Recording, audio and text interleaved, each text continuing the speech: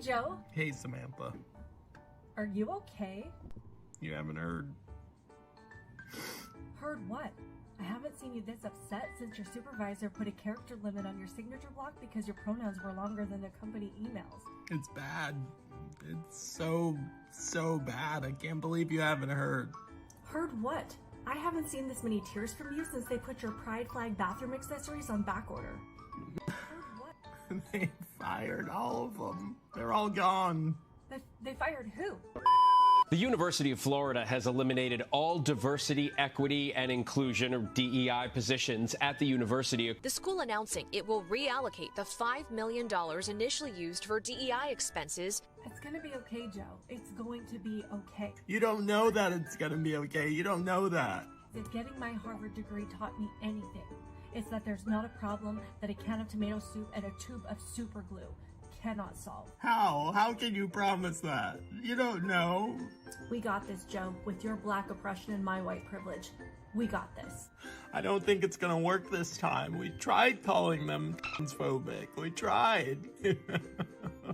We tried calling them bigots. If we can change your dog's pronouns on the National Pet Registry, we can do anything.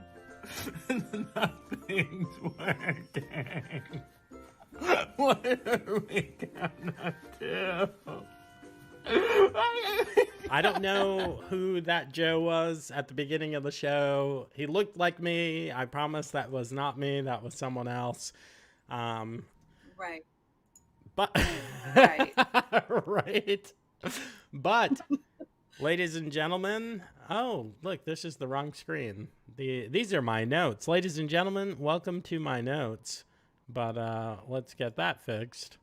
It looks like we can finally say bye-bye to DEI, at least in Florida, if you live in the free state of Florida. But Daily Wire reports, I think, what was this, Friday? The University of Florida has fired all of its diversity, equity, and inclusion employees and shut down its DEI office. The firing of employees at the University of Florida comes in response to a regulatory change from the Florida Board of Governors, barring the use of state funding for DEI initiatives. So much good news in that. Not only are all of these idiots and losers who are good for nothing fired, and you can tell they're good for nothing because the university's operations are going to go on just fine. People's little feelings might be hurt, and all of the blue-haired students are going to be crying in the corner, but the academics are going to go up. Grades are probably going to go up. Stress, like real, true emotional stress from students who are desperately trying not to say or do the wrong thing at the wrong time and end their career and their academic future. All of that stuff's going to come down. But the cherry on top is that they're not spending millions of dollars. Like UVA, I think it just came out that UVA spent some $20 million on this DEI bullcrap. So this just warmed my heart to see this. Yes, absolutely. I mean, it's unfortunate how widespread this stuff has become. I mean, unfortunately, taking it out of one institution in a corner of the country is not going to have the giant impact that we would hope. But I'm hoping that it's going to inspire other institutions to take a stand against this stuff. But what blows my mind is the number of people that are still under the impression that these programs are really about diversity and equity and inclusion, that they're really about the things that they're advertised to be about. And we know that pretty much anytime anybody from the left puts a label on anything, just take it as the opposite. What the intention of it is the opposite. If you guys have ever listened to James Lindsay and Chris Rufo, are both excellent resources to understand what diversity, equity, and inclusion really are meant to do. And it is the exact opposite. When they talk about diversity, they want people that all think the same, that will be easily compliant with the government. But when they say diversity, they don't want people that are diverse against their ideas. When they say equity, it eliminates the idea that, we all kind of start from different circumstances and we have control over our own lives. It goes off the basis that, we're all we all start from the same place, and the only reason for diverse outcomes or, different outcomes for everybody else is because of our skin color. And then inclusion is only when they create a space where everybody within that space agrees with the government. So that is what that all means. It has nothing to do with creating safe spaces and, wanting to challenge thoughts and ideas and get people to think critically. It is the opposite of that. And it is so nice to see people standing up and saying, we are not going to allow this poisonous ideology that pretty much goes against everything that this country stands for. We're not going to continue to let it spread, at least in this space, and hopefully others will follow. 100% accurate. When they say diversity, they only mean in a superficial, fraudulent surface level of diversity. It needs to look diverse. It's like the gilded, like we were in the information age and the technology age, but now we're in like the gilded information age. It's what does it look like, not what is it actually. Like this show's not super diverse. I'm a man, you're a woman, I'm black, you're white, but political ideologically, we're very alike. We think and believe a lot of the same things. So true diversity is diversity of thought, where dissension comes out and ideas can be rigorously tested. That used to be the pursuit of academia.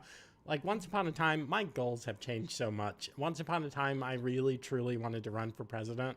There's a snowball's chance, and you know where, that I would ever run for president. I used to want to go to an Ivy League school. I used to want to go to a Cornell, potentially Harvard, and it was still on the table. I wanted to pursue PhD study there. Cornell was the top of my list. Brown Ivy League? I think Brown is like near Ivy League, but honestly, it sucks, but I wouldn't want to now because everyone thinks the same thing. Academia used to be the rigorous pursuit of knowledge, testing ideas, testing beliefs, and everything was on the table for debate.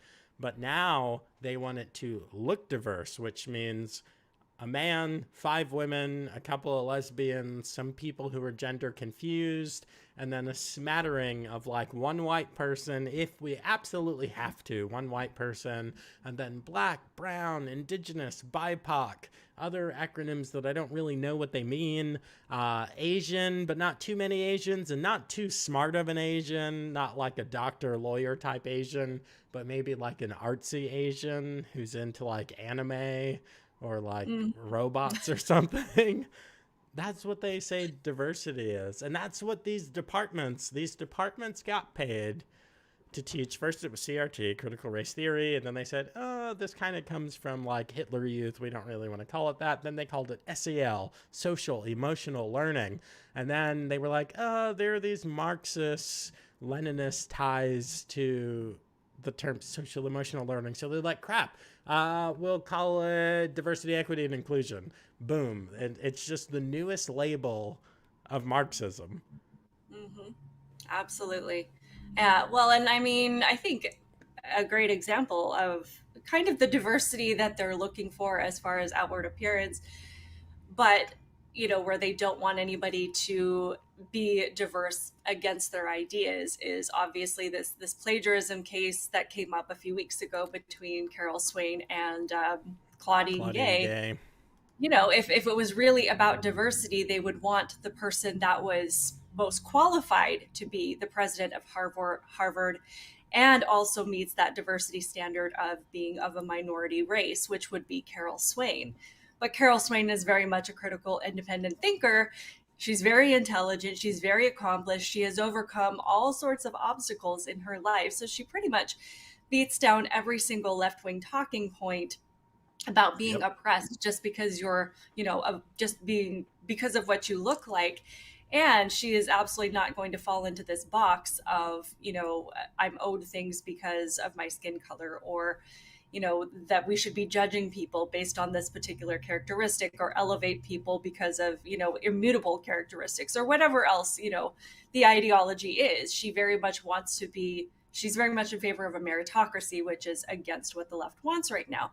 So they took somebody that plagiarized Carol Swain's work and put her in that place, because this is somebody who cannot think for themselves, who does not think for themselves, and who will fall in line with whatever they are told. So it's very much just about, let's make everybody look as different as possible, but we only need to select the people that are easiest to manipulate, the weakest of the minds, who have no morals and can be told what to do. Please hit that like button. Please be sure that you are subscribed. Keep it real, guys, and I will see you in the next one.